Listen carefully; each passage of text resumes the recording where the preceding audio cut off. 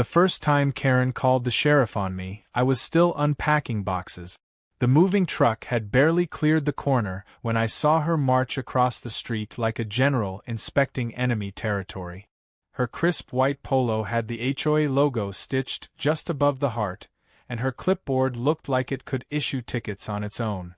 I had lived in enough neighborhoods to recognize the type. A self-appointed guardian of lawn edges, mailbox colors, and every invisible rule no one ever signed up for. But this one, I would later learn, had taken things to an entirely new level.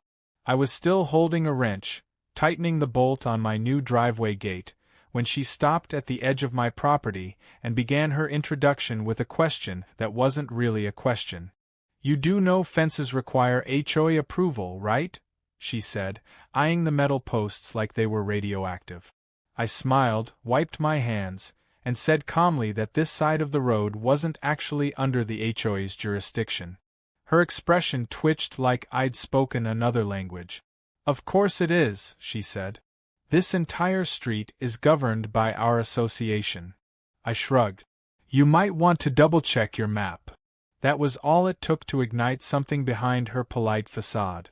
The clipboard flipped open, pen ready to strike, and she muttered something about non-compliance notices. It might have ended there if I hadn't added, "You're free to call whoever you want. I'll be right here, on my property." She must have taken that as a challenge because 20 minutes later, 2 sheriff's deputies pulled into my new driveway. The absurdity of it didn't even register until one of the deputies asked if I had a permit for construction. Apparently, Karen had told dispatch that a new resident was building a fortification blocking emergency access. My gate, standard black wrought iron, motorized, was her emergency. The deputy was polite but skeptical until I handed him the survey papers and deed. He studied them, looked at Karen, and said, "Ma'am, this property's not listed under your HOA." Karen's mouth opened and closed without sound. I could tell she wasn't used to being contradicted by uniforms. The deputy turned back to me, apologized for the inconvenience, and left. But Karen didn't. She lingered, furious in silence, then hissed, "We'll see about that," before storming back across the street. That was my welcome to the neighborhood. Over the next week, it became clear she wasn't going to let it go. I'd find anonymous reminder letters taped to my mailbox, each one citing some HOA rule about lawn height, paint color, or approved plant varieties. I ignored them. I had proof that my lot, along with 2 others down the curve, wasn't part of the HOA's recorded plat. A previous developer had sold the street in segments, and my section remained privately titled. To me, that was a blessing. To Karen, it was blasphemy. She couldn't stand that there were homes on her street that didn't answer to her clipboard. Things escalated when the gate installation finished and I added a small sign that read, "Private drive, no soliciting." The next morning, someone, take a wild guess, had left tire tracks right up to the gate and a note saying, "You can't restrict community access." I laughed it off, installed a camera, and forgot about it until the following Saturday. That's when Karen returned, this time with 2 board members in tow. They stood in my driveway like they were serving an eviction notice, and she started lecturing me about community harmony. I listened, nodding occasionally, until she declared that the HOA would fine me for unauthorized modifications. I finally said, "You can't fine me for something you don't own." Her voice dropped to a hiss. "Everything past the corner stop sign is community property." I pointed at the concrete right beneath her shoes. "That's funny," I said. "Because you're standing on my private drive right now." For a moment, no one spoke. Then her friend, a tall man with an HOA badge clipped to his belt, muttered something about consulting their attorney. They left in a flurry of indignation, but not before Karen turned and snapped, "You're going to regret trying to be clever." I should have brushed it off, but there was something about her tone that suggested she wasn't bluffing. I decided to get ahead of her. That afternoon, I went through the property deed line by line. What I discovered made me sit back and laugh out loud. The original plat showed that the strip of asphalt connecting the main road to our row of homes wasn't dedicated to the county or the HOA. It had been privately maintained for decades, passed through a series of owners, and, according to the updated records, was now included in my purchase. The street itself, all the way up to Karen's driveway, was mine. I could hardly believe it. I called the county recorder's office just to be sure, and the clerk confirmed it twice. Technically, yes, she said. That access lane was deeded along with your parcel. You're responsible for its upkeep. The realization hit me all at once. Karen had been calling the sheriff on a man who literally owned the road under her car tires. It felt absurd, poetic, and dangerous all at once. I knew I couldn't just drop that bomb casually. Not yet. She'd find out eventually, but if I was smart, I could let her dig her own hole first. Over the next few days, I noticed her routine. Every morning she walked the street with her clipboard, photographing lawns, mailboxes, even trash bins. I caught her once taking a picture of my gate and asked, "Need a close-up for your scrapbook?" She ignored me. That evening, I reviewed my security footage and saw her pacing near the property line with a flashlight, inspecting something by the curb. That's when I decided to put up a small, perfectly legal wooden post at the boundary, engraved with "Private Road, Access by Permission Only." I knew it would drive her crazy, but it was also factual. Sure enough, the next morning she exploded. I was sipping coffee on the porch when she stormed over, waving her phone. "You can't claim the street," she shouted. "This is public." Her voice cracked like a radio stuck on static. I told her calmly to call whoever she wanted again. That's when she did something I didn't expect.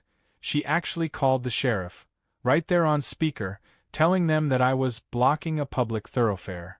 When the same deputy arrived half an hour later, his expression said everything. He looked from her to me, sighed, and asked for documents.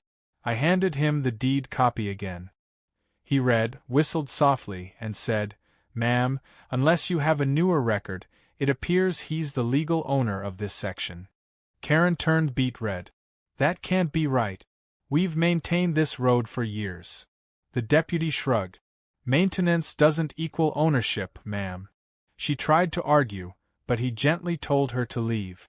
I didn't rub it in, at least not yet, but the satisfaction was electric. As she stomped off, I caught her muttering into her phone, probably calling an emergency HOA meeting.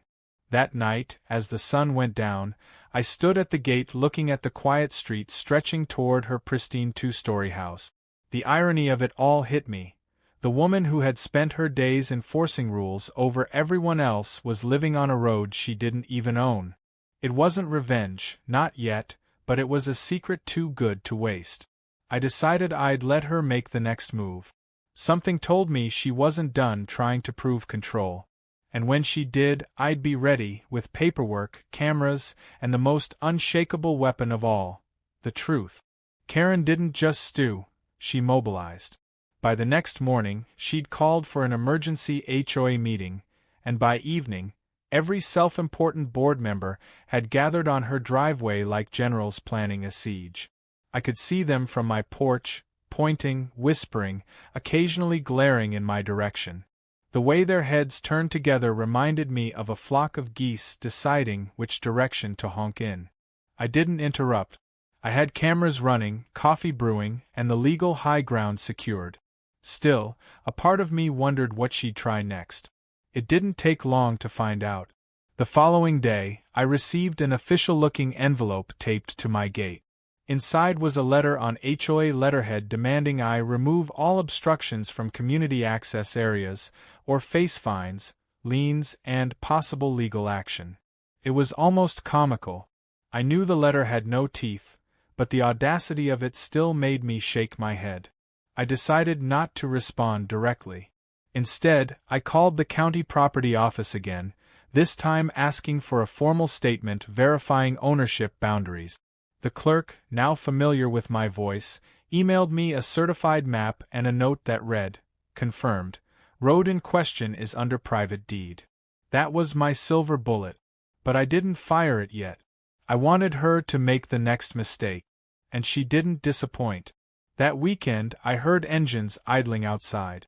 Peering through my curtains, I saw 3 trucks, landscaping crews, dumping gravel and trimming hedges along the road. Karen stood proudly directing them, clipboard raised like a conductor's baton. I stepped outside, hands in pockets, and called out, "You guys know that's private property, right?" The workers froze, glancing between me and her. Karen snapped, "Ignore him. This is community maintenance." I pulled out my phone, recorded everything, and said loud enough for the camera mic, "Ma'am, this is private property under my deed. You're trespassing." That got her attention. She stomped toward me, jabbing a finger in the air. "You're delusional. This road belongs to the HOA. I calmly pointed at the gravel. "Then you won't mind if I send you the invoice for the work done on my property."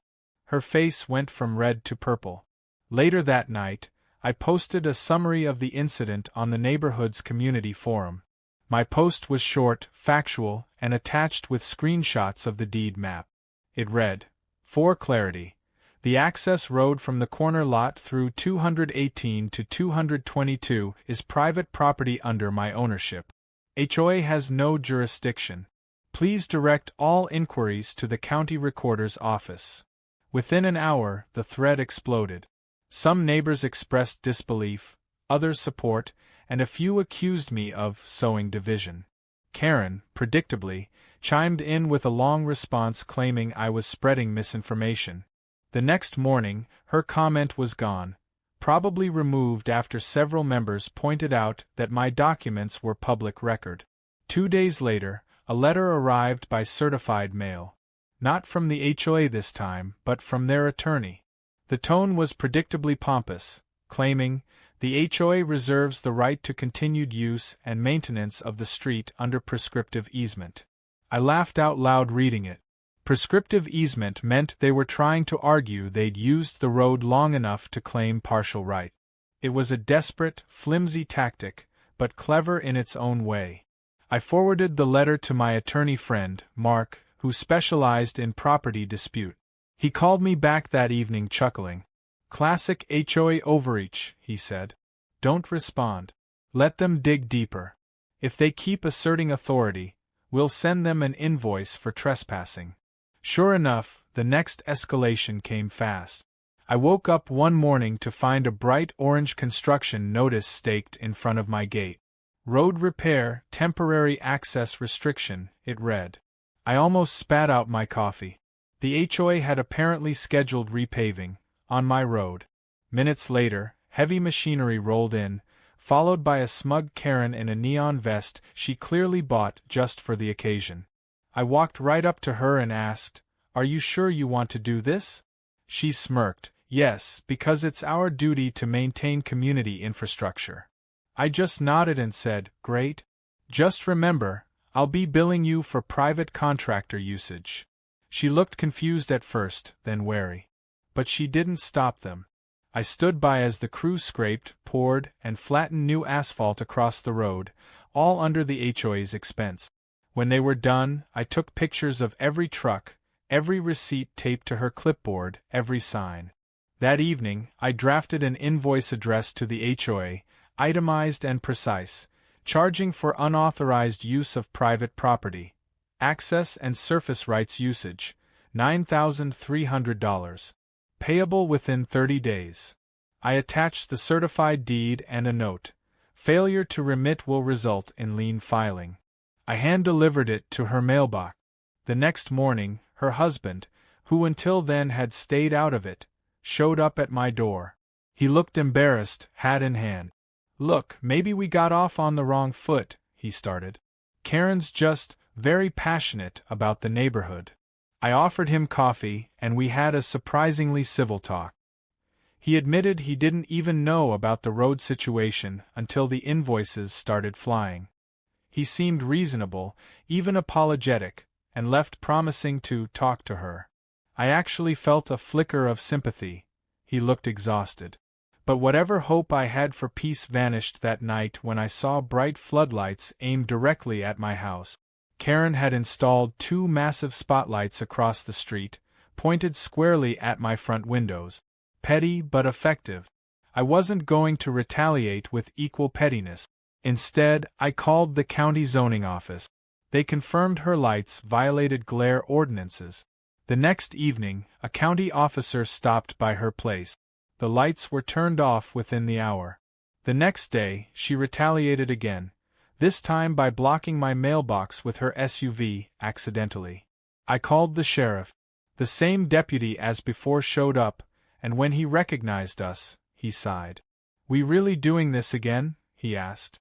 He told her plainly to move the car and warned her that continued harassment could lead to citations. That stung her pride more than anything. But Karen's true breaking point came a week later when the HOA received a letter from the county clerk acknowledging my road ownership and confirming that their maintenance efforts had been unauthorized.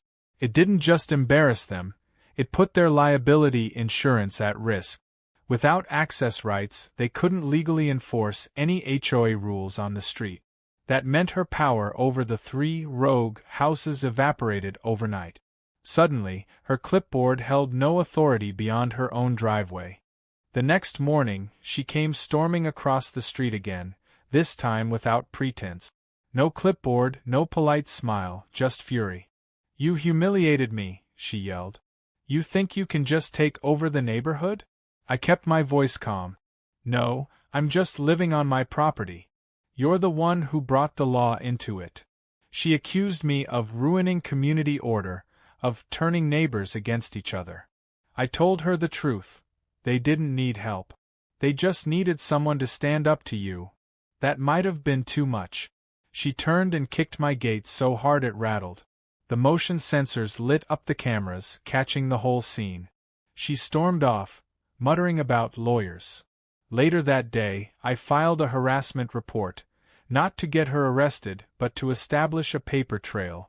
I wanted everything documented, because I knew Karen wasn't done. People like her didn't just stop, they regrouped.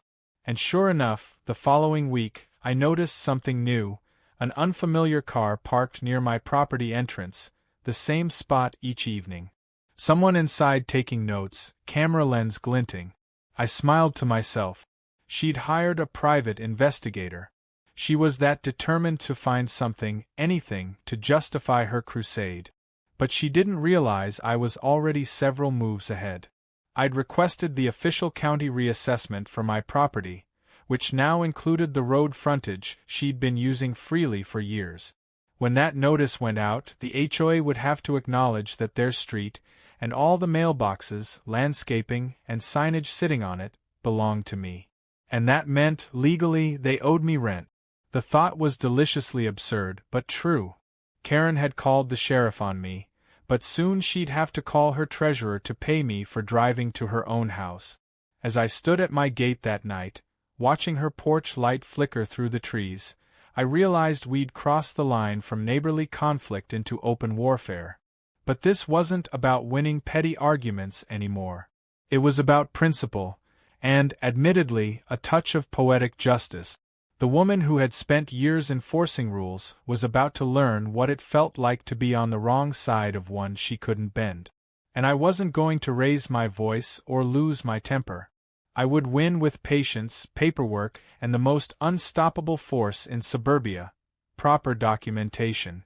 Karen's retaliation didn't come all at once this time. It came slow, deliberate, like she'd decided to play a longer game.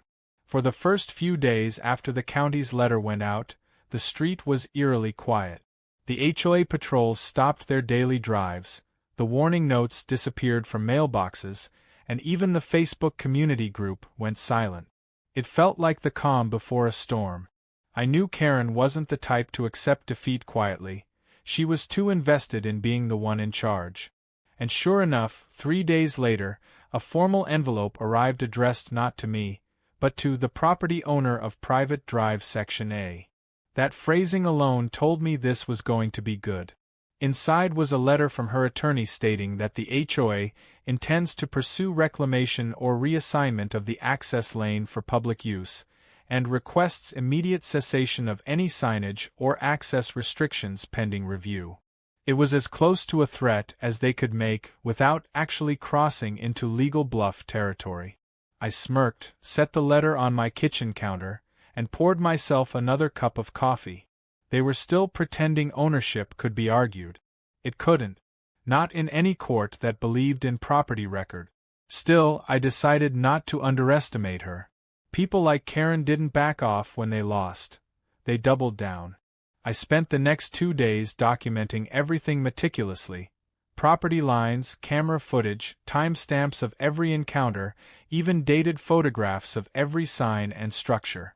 Then I called my lawyer friend Mark again and explained the new development. He laughed so hard he nearly choked on his drink. They're trying to reclaim a privately deeded road? What, by force of wishful thinking, he said. Ignore them unless they file something official. If they trespass again, though, we'll send them a notice of liability. The funny thing about suburban drama is that gossip moves faster than mail. Within days, everyone on the street knew about the ownership dispute. Some residents quietly cheered me on. Others avoided eye contact, afraid of angering Karen. Then there were a few opportunists, neighbors who saw a chance to negotiate their own independence from the HOA. One evening, a man named Steve from down the block came over holding a six-pack. "You're my hero," he said. "You actually stood up to her." He told me horror stories of her fining him for unauthorized flower colors and excessive wind chime noise. I hadn't realized how deep her control ran. By the time he left, I had 3 more neighbors texting me to ask if I could look into their property boundaries too. The revolution had begun. That's when Karen struck again, but not with law or letters this time. She went for optics.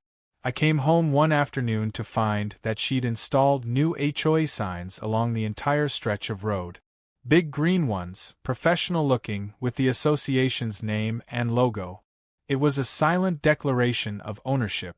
The message was clear. She was reclaiming territory through appearance if not reality. I didn't touch the signs immediately. I wanted witnesses. The next morning, I invited 2 of the other non-HOA homeowners over and asked them to bring their phones. We recorded everything. Every sign, every location, every timestamp. Then I took them down one by one and stacked them neatly beside my gate. I wasn't petty enough to destroy them, but I did tape a note to the pile. Unauthorized installations removed from private property. Please retrieve. That evening, I heard shouting outside. Karen was standing in the middle of the road staring at the stack of signs like she'd just found a crime scene. "You can't remove official HOA signage," she yelled, and before I could answer, she whipped out her phone and dialed 911 again. I couldn't believe it. The sheriff's department must have been sick of her by now. 10 minutes later, the same deputy from before pulled up, clearly tired of the déjà vu. He stepped out of his cruiser, saw both of us, and groaned audibly. "All right," he said. "What's it this time?" Karen launched into her speech about vandalism and theft of community property. The deputy held up a hand and asked, "Where were these signs installed?" She pointed to the ground at her feet. "There, along this road." He looked at me. "Your property?" I nodded and handed him the same deed copy I'd shown him twice before. He scanned it, sighed, and said, "Ma'am, he's within his rights. You can't post signs on private property without permission." Karen's face fell. She looked like she'd swallowed glass. The deputy turned to me and said quietly, "I'm filing this as a civil matter, but I'd recommend you both stop calling us unless there's an actual crime." Then he drove off, leaving her fuming in the middle of the street. I thought that might finally end it, but I underestimated how far she'd go to prove a point. The next morning, my security alerts pinged at 5:43 a.m. Motion detected near the gate. I checked the feed and froze.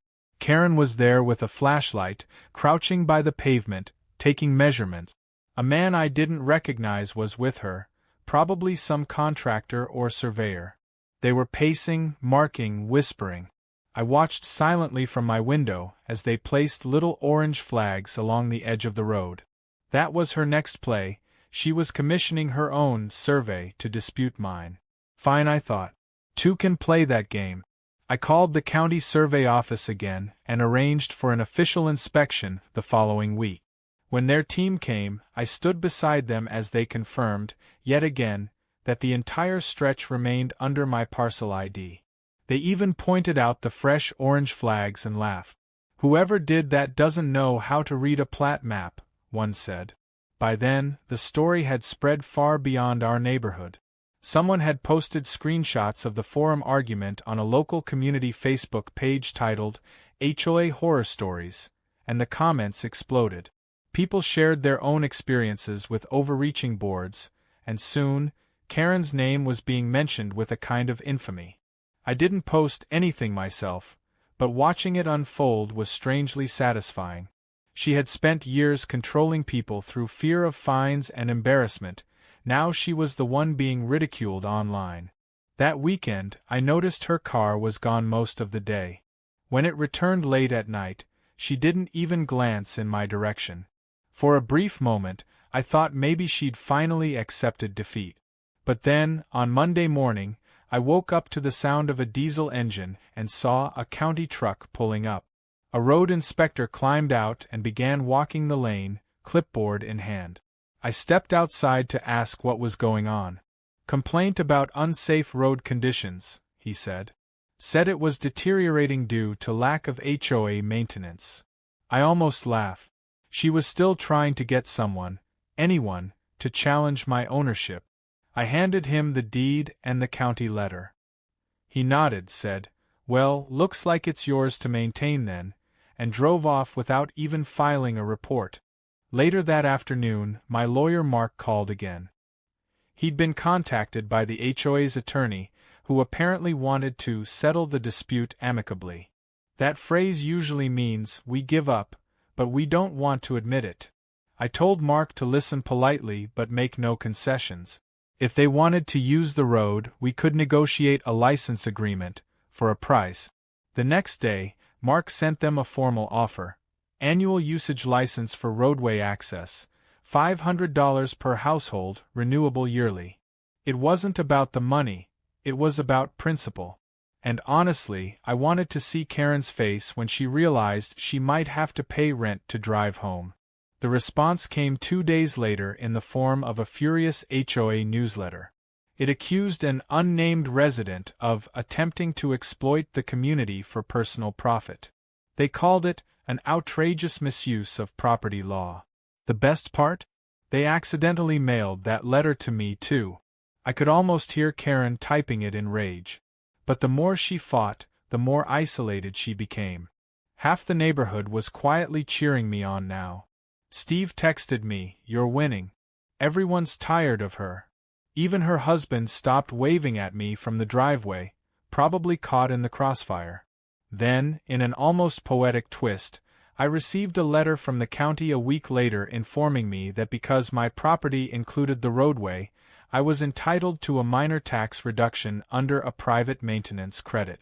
The same asphalt she'd tried to claim was now saving me money. I laughed for a solid minute before framing that letter and hanging it inside my garage. It wasn't just victory, it was irony carved in ink.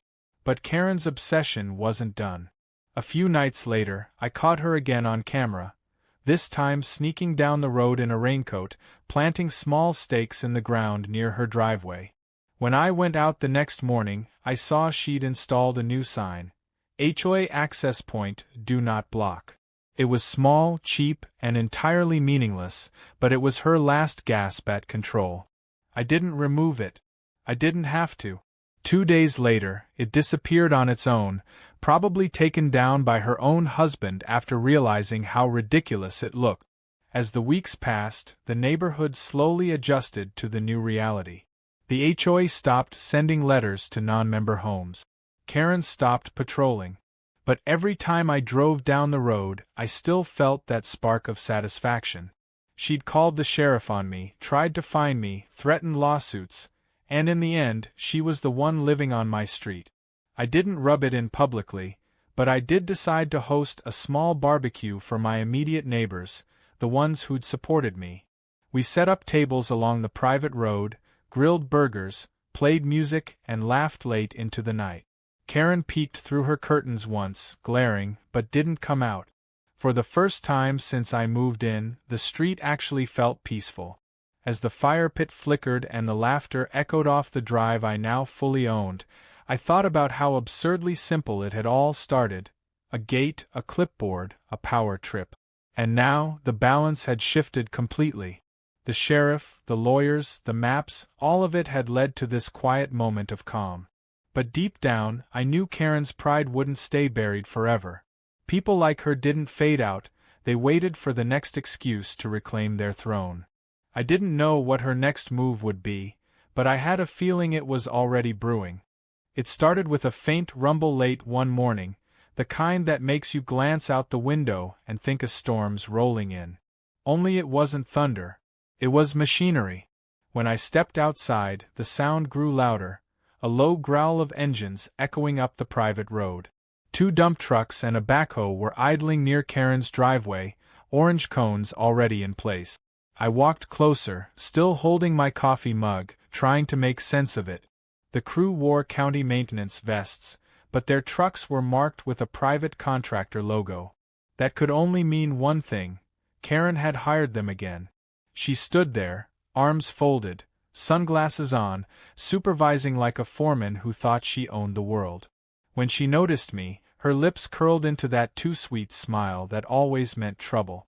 "Good morning," she said in a tone dripping with false politeness. "We're just having some drainage work done. There's been some erosion from all the traffic lately." I looked down the perfectly smooth, newly paved road and then back at her. "Erosion, huh?" She nodded. "Yes, and as you can see, this benefits everyone, including you." I took a long sip of my coffee and replied evenly, "You're digging up private property again. Did you forget last time?" Her smile faltered for half a second. "This is community maintenance," she said firmly. "We're not discussing this again." I didn't argue. Instead, I pulled out my phone and recorded her admitting it. She didn't even seem to care. "Go ahead," she said. "You'll thank me when it's done." Then she turned her back and waved to the crew to start digging.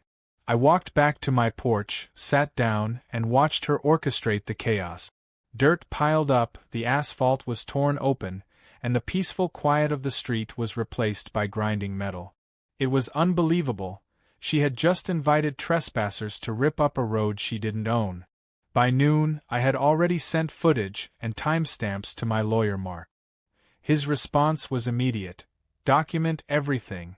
They just handed you a lawsuit." I spent the afternoon taking wide-angle photos, measuring the damage, and even speaking to one of the contractors on his break. When I asked who hired them, he shrugged and said, "The HOA president lady. She said the road was theirs." That was all I needed. I asked him politely to stop until ownership could be verified, but he told me, "She signed the work order. My boss won't stop unless she cancels." It was surreal. I stood there as they dug into my property like it was a public park. When they left that evening, the road looked like a trench had been cut through it. I went inside, furious but strangely calm. I knew exactly what to do. That night, I drafted a formal notice of trespass and damage claim, attached all the photos, and had it notarized the next morning. Then I hand-delivered copies to the HOA office, to Karen's mailbox, and to her lawyer. The claim wasn't small either, over $25,000 in estimated repair costs. I didn't expect her to pay, but I wanted to make sure the paper trail was airtight. Later that day Mark called me. "This is golden," he said. "If they don't back down, we'll file a property damage claim and a cease and desist." She's cooked. For a few days, the street was quiet again. Karen avoided eye contact. Her husband gave me a sheepish wave when he took out the trash, but that was it. Then, about a week later, I got a certified letter. Not from her, not even from her lawyer, but from the county's code enforcement office. My stomach dropped for half a second until I read the content. Someone had filed a complaint that I was obstructing emergency vehicle access with my gate. It was such an obvious move it almost made me laugh. She was trying to weaponize the system again. The letter requested an inspection, which I happily scheduled. When the inspector came, I greeted him with a smile and a folder full of permits, photos, and documentation proving everything was up to code. He checked the measurements, the clearance, the motor sensors, even the emergency override box. Then he said, "Whoever filed this must not realize your gate meets county standards perfectly." He closed his clipboard and added, "Honestly, I've seen this before, HOA disputes that get out of hand." I grinned. "You have no idea." He shook his head and left, muttering something about wasting taxpayer resources. The next day, I printed the inspection clearance notice and taped it to the gate for everyone to see. I didn't name names, but Karen saw it. I knew she did because she stormed out later that afternoon and started yelling at her husband right there on the driveway. I didn't catch every word, but phrases like, "makes us look stupid," and "he's mocking me," carried across the street. It was clear the walls were closing in on her. The HOA board was divided, her attorney was probably warning her about costs, and now her credibility in the neighborhood was unraveling. Yet somehow she found another angle. 2 weeks later, I received an unexpected visitor, a man in a county assessor's jacket. "Routine check," he said. "We're verifying recent property changes." I invited him in, showed him the survey documents, and asked if the HOA had filed anything unusual. He hesitated before saying, "Off the record?" They tried to claim the road should be reclassified as shared access. The county declined. I smiled and thanked him. "You have no idea how much you just made my day." After he left, I realized that Karen's desperation had now reached a level that bordered on self-destruction. She wasn't just losing a battle, she was risking legal and financial ruin trying to win it. That evening, as the sun set over the cul-de-sac, I stood by my mailbox and watched the golden light stretch across the asphalt she'd tried so hard to claim. It was quiet, almost peaceful. Then I noticed a few of my neighbors walking over. Steve and his wife, plus another couple I hadn't really met yet. They came bearing snacks and a bottle of wine. "You've done what none of us could," Steve said, laughing. "You broke the Karen code." We sat on my porch, laughing about the absurdity of it all. They told me how Karen's antics had driven out 3 families over the past 2 years. One neighbor admitted she'd been fined for having her porch lights too warm-colored. It was ridiculous. The more they talked, the more I realized that what I was fighting wasn't just one stubborn woman, it was an entire culture of control masquerading as community standards. Around 9 that night, as my guests were leaving, we all noticed Karen's blinds twitch. She'd been watching us the whole time. I gave her a friendly little wave. She didn't wave back. The next morning, I found a note taped to my gate again. It wasn't from the HOA this time. It was handwritten, the paper folded neatly, almost too carefully. The message was short: "Enjoy your little victory. You'll see what happens next." No signature, but I didn't need one. The handwriting was hers. I could have called the sheriff again, but I didn't. She wanted me rattled. I wasn't going to give her the satisfaction. I put the note in a folder with everything else, evidence, just in case. Over the next week, I noticed subtle changes. Small things. The HOA newsletter stopped mentioning me altogether, but their tone shifted. Suddenly everything was about restructuring, reviewing boundaries, and budget reallocation. That told me they were trying to quietly clean up their mess. But Karen wasn't the type to let something fade quietly. The next Saturday morning, she staged what she probably thought was her redemption. I woke up to the sound of voices and saw a dozen HOA volunteers setting up tables and banners right on the disputed section of road. "Community Cleanup Day," the banner read. Karen was there in full force, camera crew and all, probably from the neighborhood's Facebook group. She was smiling, laughing, pretending nothing had ever happened. It was pure image management. I walked over, calm and polite. "Morning, everyone," I said. Quick reminder, this is private property.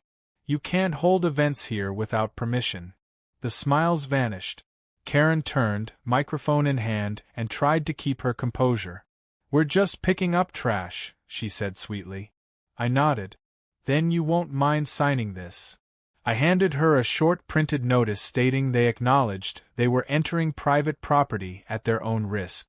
She stared at it, realizing exactly what I was doing. You're ridiculous, she spat.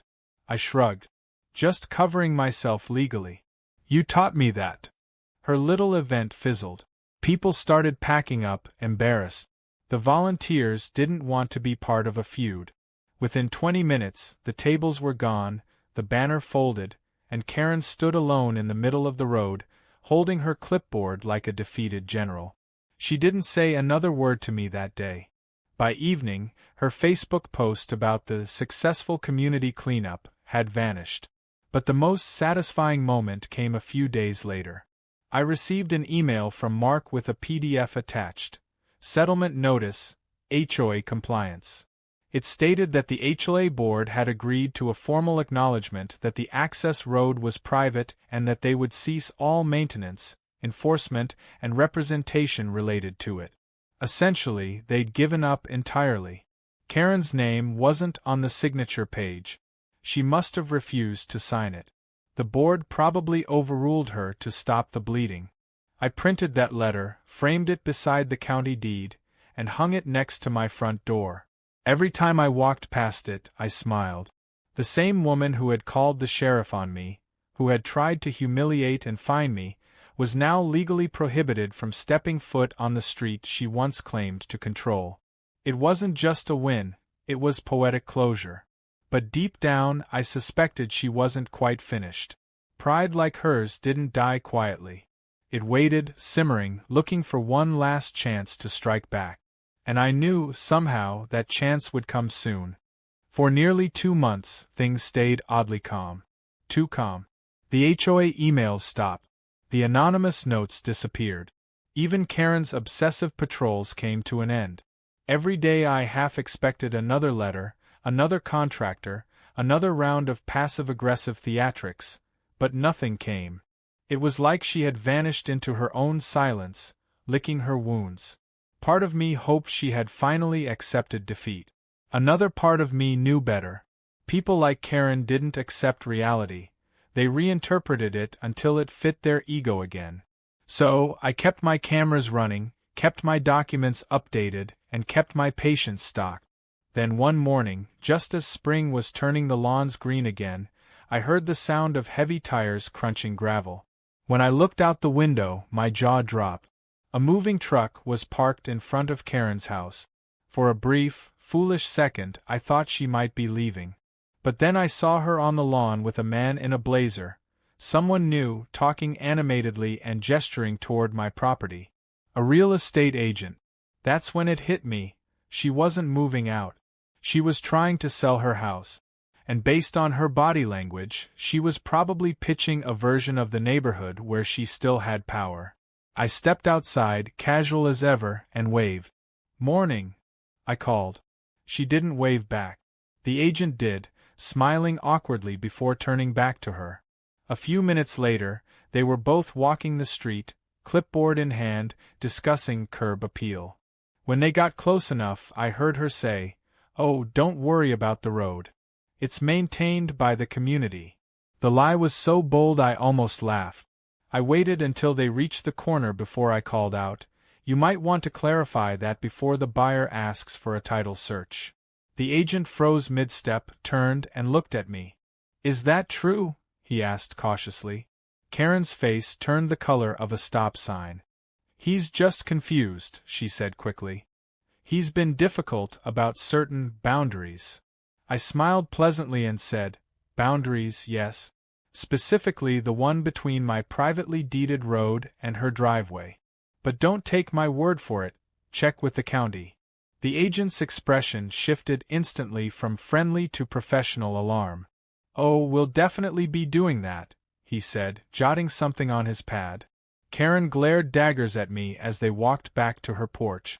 I'd bet anything that sale fell apart within a week.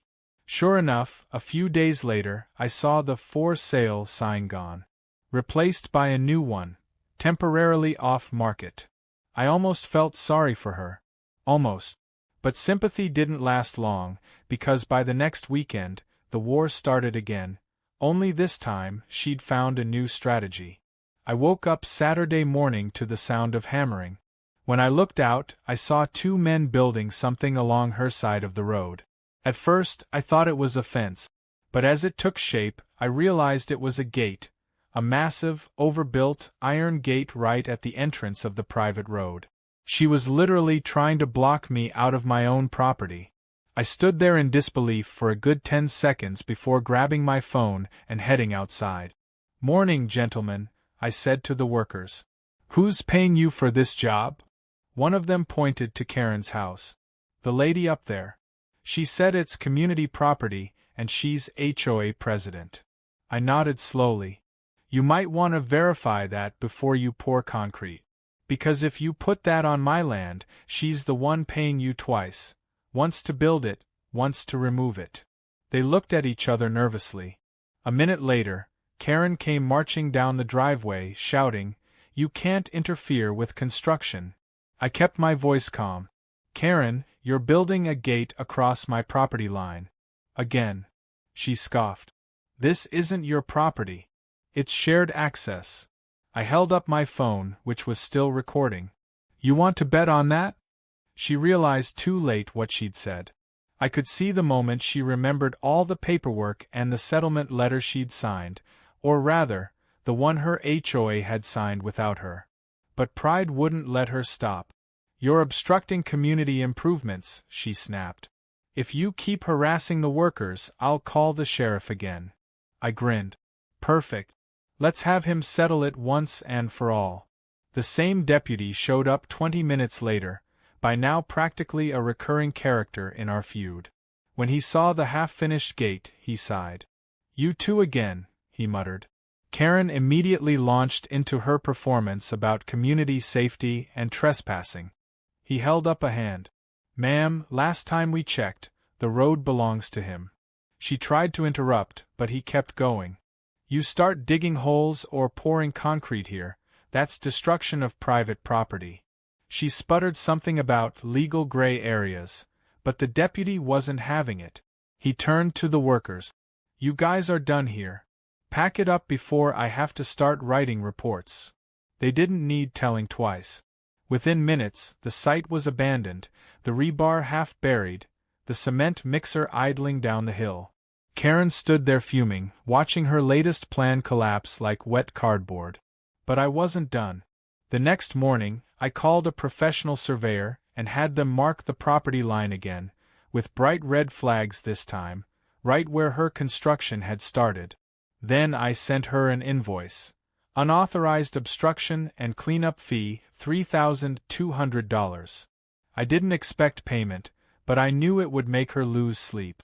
She didn't respond, not directly anyway. Instead, she tried a new tactic, silence mixed with strategic spite. One afternoon I came home to find my mailbox leaning at a strange angle.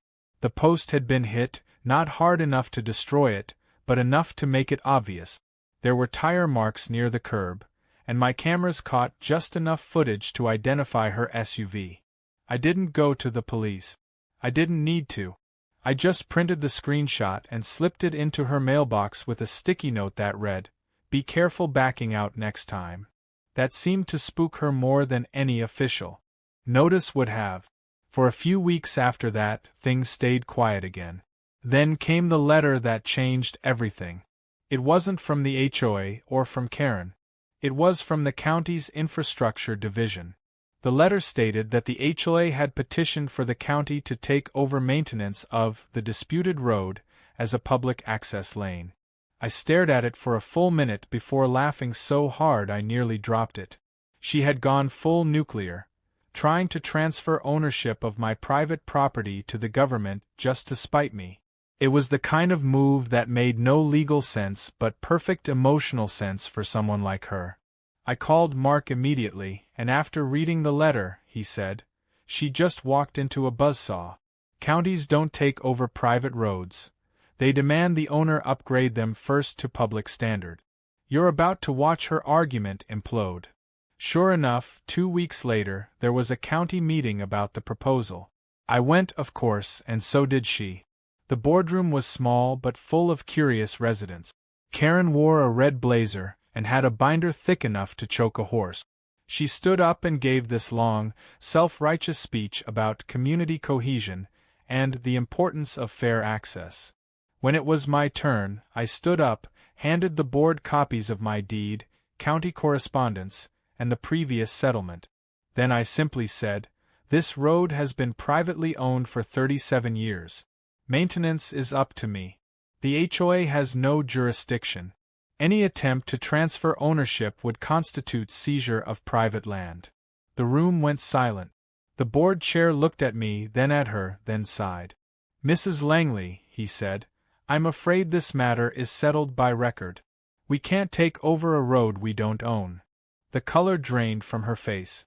She tried to argue, something about historical use and collective benefit, but the chair cut her off. "That would require compensation to the current deed holder," he said, "which I assume the HOA doesn't plan to provide." The laughter that followed was quiet but unmistakable. I didn't even need to look at her to know what she was feeling. Her shoulders stiffened, her mouth pressed into a thin line, and she sat down slowly, staring at her papers like they'd betrayed her. The motion was denied unanimously. After the meeting, a few neighbors approached me to shake my hand. "You handled that perfectly," one said. "About time someone put her in her place," said another. Even one of the board members from her HOA came over and quietly said, "You've done us all a favor." I walked out of that building with the kind of satisfaction you can't buy. For months she'd been trying to control, fine, and humiliate me. Now she was the one publicly corrected by the same kind of authority she used to weaponize. That night, the street was quiet again, but the air felt different. I saw her lights on late, flickering shadows moving through the curtains. She was pacing. I could tell even from across the road. And though I should have felt done, there was one last thing I had to do. The next morning, I put up a simple wooden sign near the gate, carved neatly with gold letters. "Private road, authorized access only. Property of 221A Holdings." It wasn't petty, it was factual. But it burned her like salt in an open wound. She came out, stared at it for a full minute, then turned and went back inside without a word. That was the moment I knew she was finished fighting the law. But people like Karen didn't just give up. When they couldn't win with rules, they tried to win with rumor. And though I couldn't hear her yet, I knew somewhere behind those curtains she was already crafting the next story, the one where she was the victim, and I was the monster who stole her street. Karen's final act came quietly, without sirens or shouting, which somehow made it more unnerving. It started with whispers, neighbors mentioning that she'd been telling people I'd manipulated the system, that I'd bought influence in the county office. I ignored it at first. I'd learned long ago that her favorite weapon wasn't authority, it was rumor. But this time she was more strategic. She didn't spread wild lies. She planted seeds, just enough to make people doubt. Within a week, I noticed fewer waves, more side glances. At the grocery store, a neighbor I'd chatted with for months suddenly pretended not to see me. Even Steve seemed uncomfortable when he stopped by, saying, "Hey man, you know how people talk. Karen's been saying you're turning this into a business thing, like you're charging tolls." I laughed, but it wasn't funny. She was rewriting the story again, casting herself as the protector of the neighborhood against the greedy landowner. It was clever, maliciously clever. Still, I refused to let her drag me back into open conflict. I'd already won. The documents, the settlement, the sheriff's visits, they all proved I was right. So I did what she couldn't. I stayed quiet. And in silence, people start to notice who keeps stirring the pot. Sure enough, her campaign began to backfire. The more she talked, the more desperate she sounded. Then, like fate had a sense of humor, her own HOA board finally turned on her. It happened at their quarterly meeting. I wasn't invited, but word spread fast. Apparently, after months of bad press, attorney fees, and community embarrassment, the board had called a vote of no confidence. Karen lost by a landslide. They stripped her of her presidency, citing misuse of authority and creating unnecessary liability. Someone recorded the whole thing on their phone and sent me the clip. Watching her sitting there, red-faced and speechless as the motion passed, I felt an odd mix of triumph and pity. She wasn't just defeated, she was dethroned in front of the very people she'd once ruled. But the most surreal part came the following week when a letter arrived, this time from Karen herself. It was handwritten, folded neatly, no envelope.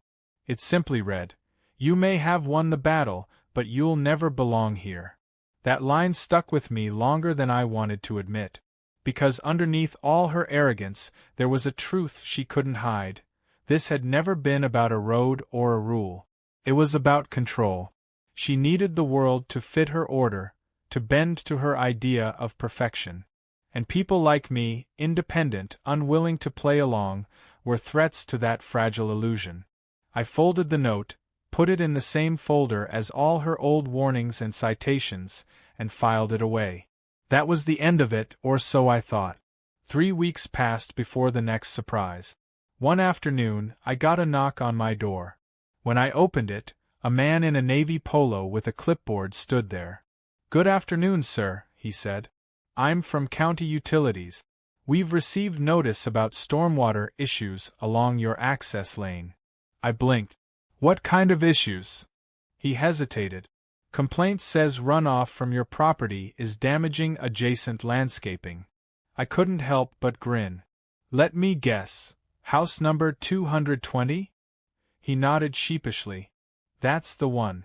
I invited him in, showed him the photos, the drainage map, the survey, all proving her yard sat lower than the street and that runoff flowed naturally downhill. He studied everything, nodded, and said, "I figured as much. Sorry to waste your time."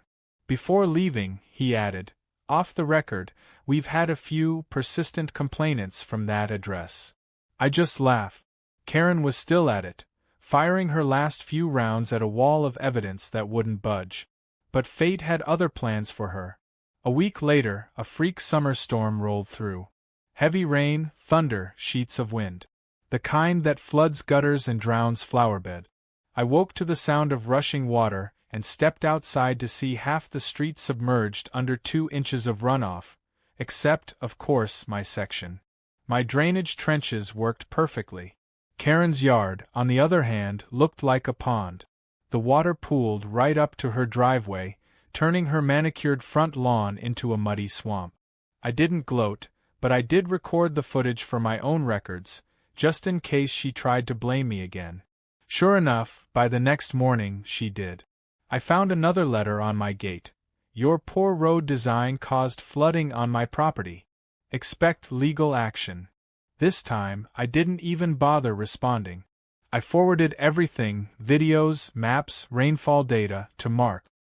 He called me later, laughing so hard he could barely speak. "She's threatening to sue you for gravity," he said. "Let her try." She never did. Maybe even she realized there wasn't a judge alive who'd entertain that nonsense. The flooding incident broke something in her, though. I could see it in the days that followed. Her car stopped leaving the driveway. The curtains stayed drawn. The clipboard disappeared.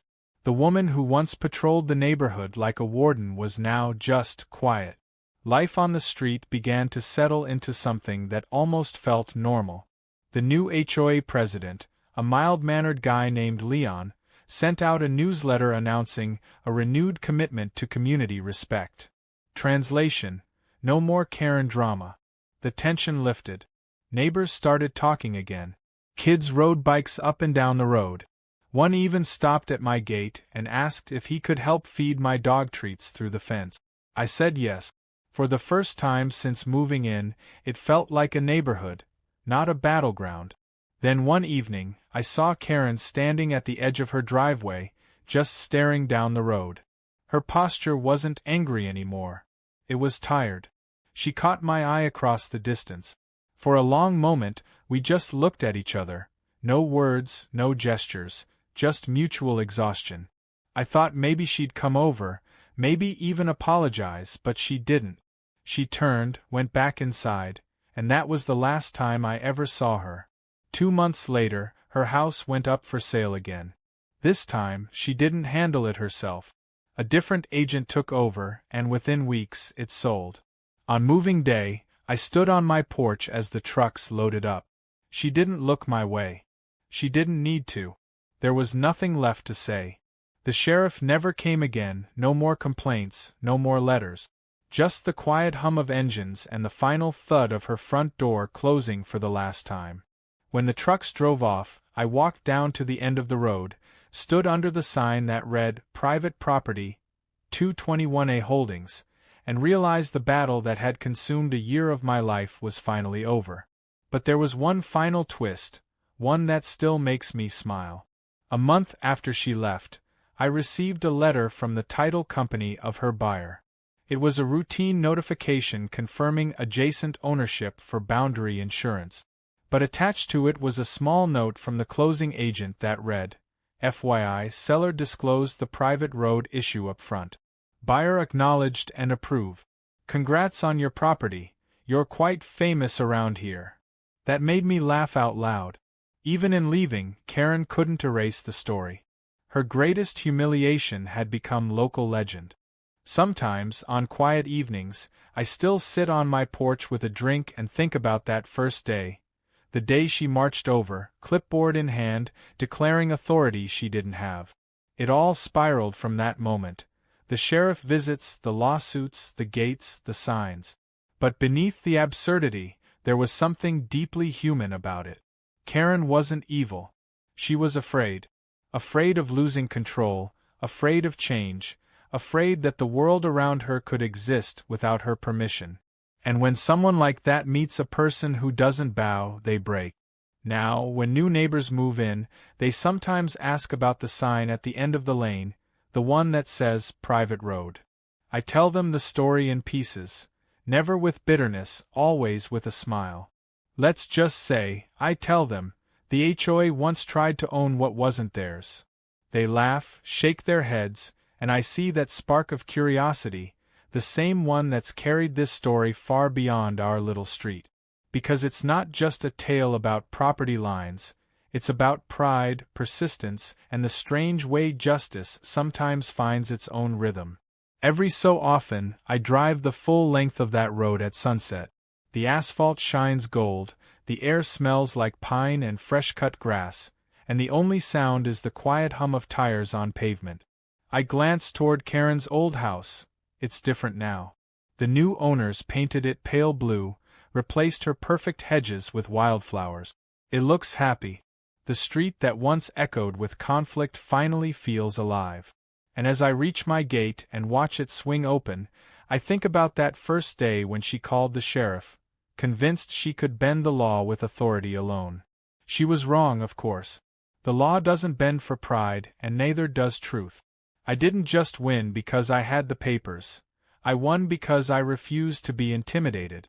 Because I understood something she never did. That power isn't about control. It's about knowing when to stand your ground. So yes, Karen called the sheriff on me. She tried to claim my road, rewrite my story, and bury me under bureaucracy. But in the end, she drove away from a street she never really owned, leaving behind the echo of her own undoing. And as the sun dips behind the trees and the road glows with evening light, I can't help but smile. Because every time a car rolls past that private road sign, it reminds me how the truth, steady, patient, undeniable, always wins in the end.